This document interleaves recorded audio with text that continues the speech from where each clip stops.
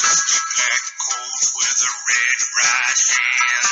Hello, YouTube. I've been on here for 4 years now. Can you believe it? I mean, we've come really far on this little channel. I mean, I've got a whole 140 or so extremely valued subscribers. Haven't made a cent off of this. Spend days writing and editing and filming and what am I doing with my life? So anyway, for every 2-year celebration, I would look at something Ghost Rider related, except now that well's gone dry, unless we count Agents of S.H.I.E.L.D., which technically I already looked at. Link to that somewhere on the screen. Unless I forgot. So let's venture into the realm of another supernatural super born in brimstone, Hellboy. Let's get into it. The film starts off with the origin of Hellboy, which is fairly normal. Nazi occultists summon a key to releasing outer gods, but are interrupted by a military group who find the key instead. He's just a baby demon, so Trevor Bloom decides to raise him as his son. 60 years later, he's a monster hunter working for the BPRD, Bureau for Paranormal Research and Development, and is investigating the return of the occultists who brought him to Earth in the first place, and they want to finish what they started. Something that I don't feel is acknowledged enough about this movie is that the plot, despite being inherently weird from the get-go, could have easily been generic. It's a basic superhero origin story, complete with a prophecy. Just for once, I wish that those were about, I don't know, just like some character in the background that we never get to know anything about. Just saying, for once it would be nice. Evil for the sake of being evil villains, and the death of a father figure / mentor. It's because of people like Guillermo del Toro and the perfect casting, but more on them later, that makes this a truly unique experience. Del Toro has a real passion for the weird and monstrous that makes its way to all of his work, and I personally adore it. He finds a way to stay true to the character while also making it completely his own. A good chunk of that comes from the creature designs and effects, which is awesome. I love the mix between practical and CGI here, how it should be done in my opinion. It feels like a world where magic is right under the surface, and that's because it is. We get to see more of that in the Golden Army, but for right now it's mostly seen in how the creatures have been able to either blend in or hide with humanity. Hellhounds find a perfect home in a subway. There's a ruined labyrinth under a cemetery that actually was made to summon outer gods. Even the BPRD disguises itself as a waste management facility. This is a world where society has evolved around the supernatural, making the parts where Hellboy just hangs out with people feel just as normal as the bits where they run in fear of him. How he may never truly fit in will always be a point of insecurity for him, so much so that he even files down his own horns to appear more normal.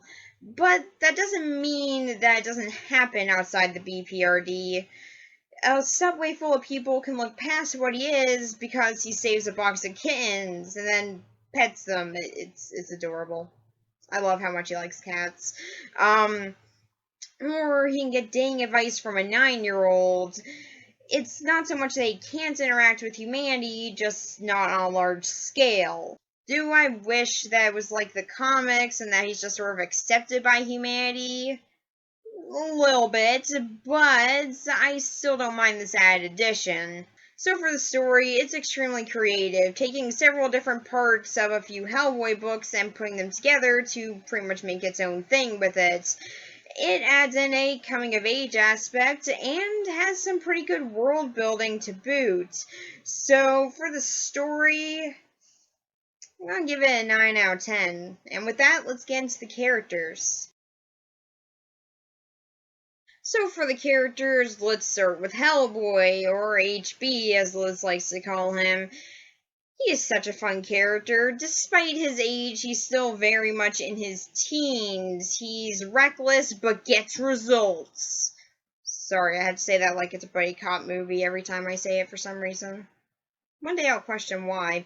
Anyway, he's reckless, impulsive, and very prone to jealousy, while at the same time, though, he's extremely experienced, loyal, and in general a badass.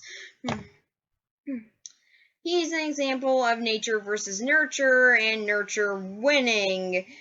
It would have been so easy to frame him as an anti-hero, given that, well, he's a demon and all, but also a good guy, but instead, due to his upbringing, he's become a genuine force for good. And also, one thing that I wanted to mention that has no bearing over this review at all, so you can totally skip the next few seconds, I don't care, is one note that I included in my review, the script that I wrote. I wrote, "To future me, I know it's corny, but I'm tired and have a song stuck in my head." Didn't even say what song. I've totally forgotten, by the way, if you're curious. "I'm doing my best here." I mean, yeah, just a little bit corny. Don't really feel like I needed to include a note about that, but there was at no point that I could have ever changed how corny that was. Not at all during the 2 rewrites I did of this. I've been thinking on what to say about this movie for a while now. That's why we're getting to it in October, not in February when I meant to. I really screwed the pooch here. Anyway, so Ron Perlman was the perfect person to play this character. He gets down the cool side of him just right, while balancing it out perfectly with his childish side. Liz is alright. I found that she was at her best to me when she was interacting with those of the BPRD. When she's talking about how hard it is controlling what she can do is when I just kind of lost interest in her. It just feels like a way to build up what she can do, but in doing so keeps her out of the action a lot. It just sort of makes me feel like we missed out on a lot of really cool things that we could have gotten from her. Still, though, as a character, she's fine, and I also really like how her powers look. They're both beautiful and destructive. 1 second, blue and orange flames sweeps through a room, almost like a waterfall, and then the next, a whole building blows up. It makes sense why she feels the way that she does. It's just that to me personally, all these years living and working with the BPRD, I felt like she would have had a bit better grasp of her powers at this point, or at least a bit better than needing to be institutionalized in order to find a way to cope with them a bit better. Still, though, she's fine, and I don't hate her or anything, she's just not the most interesting. Speaking of bland, let's talk about John Myers. He's a generic Boy Scout type, who's mostly here just so the audience can learn about the BPRD. But I don't hate him. I mean, he's a good person, and I like seeing his friendship with Hellboy grow. He's just not the most interesting in any sense, and that's usually his biggest flaw. He's just really bland, but still, I wouldn't have minded seeing him come back for the sequel, even if it was in a much smaller role than he got in this one. I mean, I would have liked at least a little bit more than just a cameo of him in Antarctica. That's kind of all that he gets. I mean, I get why it happened, scheduling conflicts, but still, I would have liked him being at least a little bit more involved, especially given that he's one of the main characters in this. But still, I don't hate him or anything, but yeah, I do agree with the complaints that he's just a boring insert character. I love Abe Sapien in the same way that I like Beast from the X-Men. Just looking at him, you wouldn't expect him to be such an academic or kind character, but he's both of those. He's not arrogant about his intelligence, nor is he so compassionate that it hinders what he can actually do. he's just a really likable and very cool looking character. It's also one of the few roles where Doug Jones gets to go beyond purely physical acting. He's great at that, there's no denying that. But when given the chance to prove that he can do more, he doesn't disappoint. I really do kind of wish that he got more roles like this, but still, he's still really good as just being physical, so I can see why he still gets roles mostly for that, but I like him in both aspects of it, and I think that he's really good at both of those things, and this is definitely a prime example of why. Trevor Bloom is a kind of generic mentor-type character, but due to the late, great John Hurt's performance, which, by the way, I just really like John Hurt as an actor, and I really do miss him as an actor, because I really did love what he was able to do, and it was a really sad death for me, because, he played probably my favorite Disney villain, and yeah, I don't care what anyone says, I really like The Black Cauldron, and he is one of the best parts of that movie, so I recommend that movie. I mean, like most people think that's bad, so I recommend it on the John Hurt thing, but also because I like it. I've seen it 18 times. No, I don't know why. And anyway, so yeah, back on to what I was talking about. It's from John Hurt's performance that gives the character a whole lot more class and wisdom to him. I don't think that any other actor would have been able to gotten across what he was able to for him, and it's one of the reasons why I really love him in this role and was glad that he came back in the sequel. Tom Manning never really worked for me. I get why he's there, and he does have his moments, in particular his relationship with Hellboy going from one of untrust to mutual respect. But he's just always been a bit too over the top for my taste. I mean, normally I like over the top, but it just goes so far on the over the top and the untrustworthy part where he's just too cliche in that aspect to me. Either that, or I'm just far too used to this actor either playing George Bluth or Dracula in Saturday the 14th. One of those is the problem there. We may never figure out which one it truly is. As for the villains, they're all pretty basic, honestly. There's an insane sorcerer, a feminine fatale, who I don't think actually kills anyone during this, just, like, has the personality of a feminine fatale. Choice of direction to go with that character, but whatever. And an assassin who admittedly looks freaking awesome. Seriously, I love the look of the assassin here. He's so cool. They're not bad in particular. The assassin, who I just think is really cool, but like the other ones aren't bad, just not nearly as compelling as the other characters in this, or as a whole lot of other superhero villains. And honestly, they're kind of like Malekith and Thor the Dark World. They're just sort of forgettable.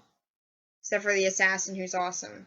For the characters, it's a bit of a mix between some really great ones and some boring ones, but it's the good ones that really leave an impression.